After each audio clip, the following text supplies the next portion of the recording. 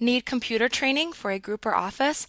Contact us today to get a free demo of our training at www.teachucomp.com/enterprise-licensing. Before you begin changing the layout of objects within the Layout Designer window, you should ensure that the margins and the grid shown on screen are set as needed.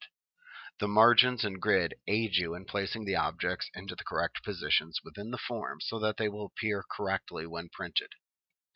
To change the margin settings for the form, click the Margins button at the bottom of the window to open the Margins dialog box.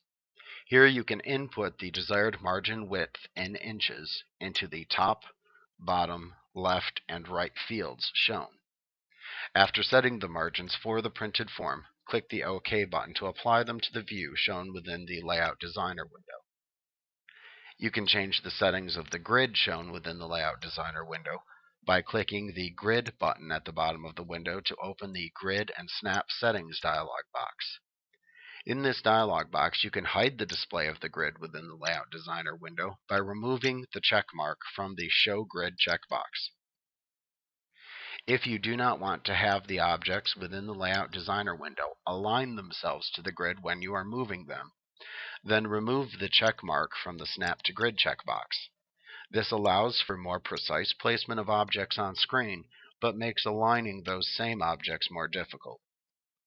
Finally, you can change the amount of spacing between the lines shown in the grid by making a selection from the Grid Spacing drop-down menu. When you have finished changing any grid settings that you want, click the OK button to apply them to the Layout Designer.